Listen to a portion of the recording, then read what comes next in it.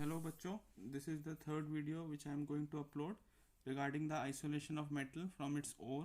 So in the second video I discussed about the calcination. Some of the topics actually I was not able to describe in detail. So let me complete that one. That in the calcination it happened in absence of oxygen. So the process is used to convert the hydrated oxides or carbonates into oxides. Here the examples are given like calcite. Calcium carbonate is heated to calcium oxide plus carbon dioxide gets liberated. Similarly, calamine zinc carbonate gets heated to form zinc oxide and carbon dioxide as a byproduct. And the last one is as limonite iron oxide. Here also it gets heated, and the iron oxide, we obtain the iron oxide Fe2O3, and water molecule gets liberated in the form of vapor. And the dolomite, in case of dolomite, here we can see calcium carbonate dot magnesium carbonate. So two metal oxides are obtained, calcium oxide and magnesium oxide, and the carbon dioxide gas gets liberated. Now talking about roasting, so the difference between the roasting and calcination is that roasting is the process which is done in the presence of oxygen. So in roasting, ore is heated in regular supply of air in furnace at the temperature below its melting point. So this is the important point. Here you can see I have given the example of three metals, and this process is done mainly in the reverberatory furnace where high temperature has been given.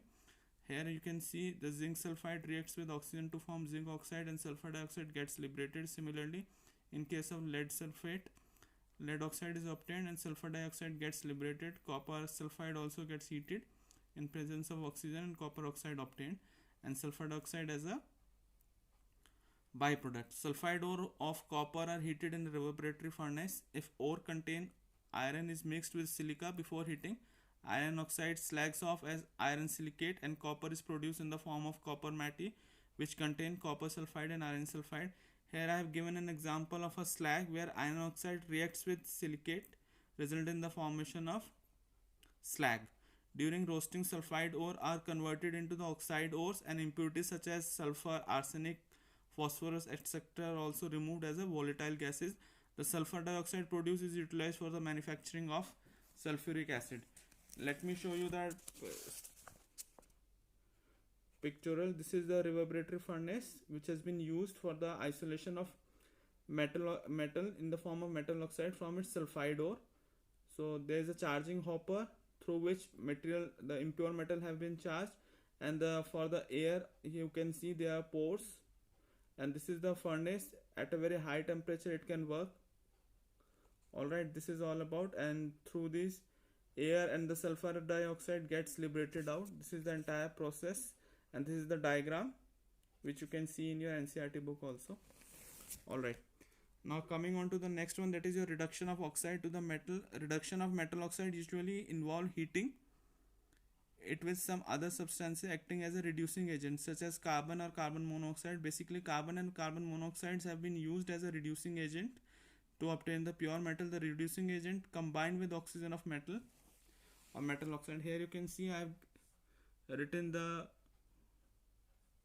scheme also. What happen, oxides get reacted with the carbon, results in the formation of pure metal, and carbon gets removed out in the form of carbon monoxide. So the following methods are used for the reduction of metal oxide to metal. First one is the reduction with carbon.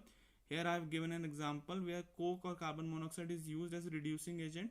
For example, lead oxide, when it reacts with coke, result in the formation of pure lead metal, and carbon monoxide gets liberated out. So from the respective oxides we can obtain the pure metal. Similarly, if we talk about the iron oxide also, Fe2O3, it reacts with carbon monoxide, so we can obtain iron metal, and carbon monoxide and oxides get liberated out in the form of carbon dioxide gas. Now talking about thermite process. What is thermite process? Aluminothermic process. So basically what happened in this process, it is basically used for the isolation of chromium and manganese from its respective oxides, and these oxides actually react with chromium. So what happened, let's discuss about this process. Are reduced through aluminothermic reduction process. Here you can see chromium oxide, when it reacts with aluminum metal, it results in the formation of aluminum oxide, and we obtain the pure chromium metal. Similarly, when manganese oxide, it reacts with aluminum metal, results in the formation of aluminum oxide, and we obtain the pure manganese. So this is the process, thermite process or aluminothermic process. It is used for isolation of pure chromium and manganese metal. Okay, and these are the reaction schemes. Now coming on to the next one, that is your auto reduction. In this process, no external reducing agent has been used. Like in the previous, we have discussed that carbon monoxide or carbon or the aluminum has been used, aluminum oxide has been used. But here what happened? Actually, the metal oxide itself act as a reducing agent. Let's read what is written over here. So in this process, no external reducing agent has been used and hence it is called auto reduction. क्योंकि क्या होता है इसमें अपने आप ही itself वो reducing agent की तरह काम करता है, where ore itself act as a auto reducing agent, and ore is heated in air. Part of ore get oxidized, which combine with the remaining sulfide to give metal. Here you can see a wonderful example of copper sulfide when it gets heated in the presence of oxygen. So copper oxide is formed, and this copper oxide itself reacts with the copper sulfide, resulting in the formation of pure copper metal, and sulfur dioxide gets liberated. And the second one is the reduction of cinnabar. Cinnabar is an ore of mercury metal. So mercury cinnabar, you can see it reacts with the oxygen, results in the formation of mercury oxide, and sulfur dioxide gets liberated. When it gets reacted with its sulfide ore, result in the formation of pure mercury metal, and sulfur dioxide gets liberated. And the last one is the reduction of the galena, that is your lead sulfide. So lead sulfide, when it's react with oxygen, as we know, sulfide ore when it's get oxidized results in the formation of lead sulfate. And then what happened, this lead sulfide when reacts with lead sulfate result in the formation of pure lead metal, and sulfur dioxide gets liberated. So this is all about how we can isolate the material through different processes, in which we are using auto reduction process, we have used thermite and aluminothermic process, carbon has been used as a reducing agent, and today we have discussed about the roasting process. And the important point to remember about the roasting process is reverberatory furnace, and the presence of oxygen is important to isolate the material.